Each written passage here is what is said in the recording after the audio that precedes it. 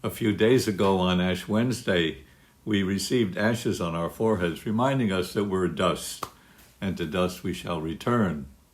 Those words are from the book of Genesis, our first reading today, which begins with a glorious description of our creation by God. The Lord God formed man out of the dust of the ground and blew into his nostrils the breath of life. So man became a living being. God breathed his own life into us. And not only did God breathe life into us, God planted a garden to be our home, delightful to look at, good for food, with a life-giving tree in its midst and a tree of knowledge of good and evil, garden of paradise. And then our reading describes our fall, which leaves us naked and alone. Finally, our banishment to a hard world, far from paradise, a desert where hunger and thirst and the threat of evil are constantly faced.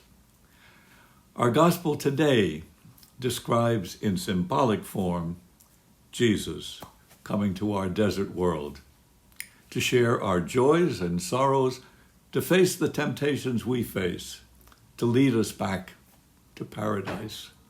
Jesus, the Son of God, born of the Virgin Mary, took our human nature. He faced temptations described symbolically in our gospel today. They're temptations we face too. Matthew's gospel describes 3 of them. First temptation, Satan approaches Jesus, who is hungry and thirsty, human and vulnerable, human like us, and says, if you are God's son, turn these stones into bread. Now think about that. Suppose we were 40 days in a desert without food or water.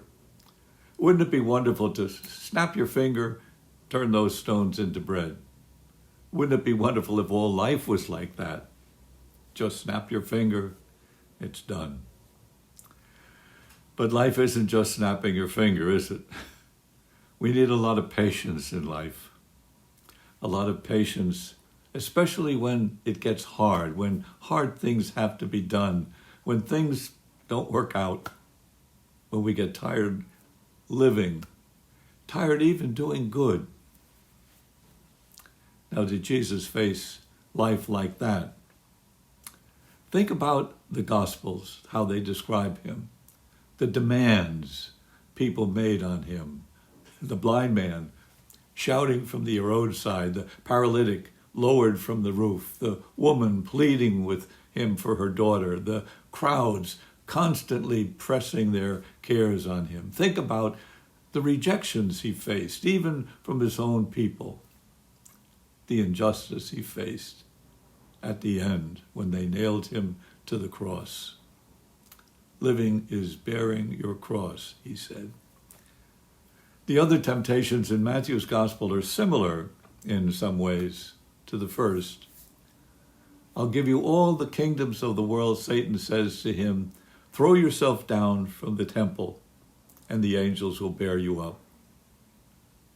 One of our temptations is we would like to be like God, with power over life and death.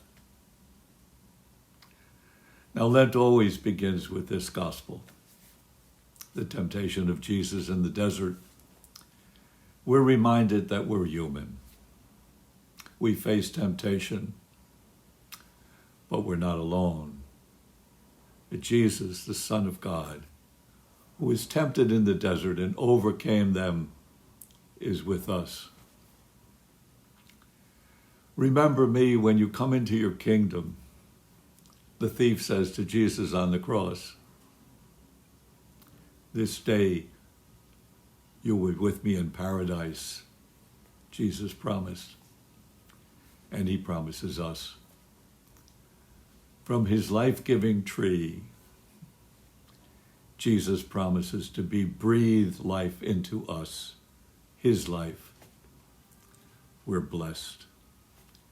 And the earth itself is blessed with his strength that can turn a desert into paradise.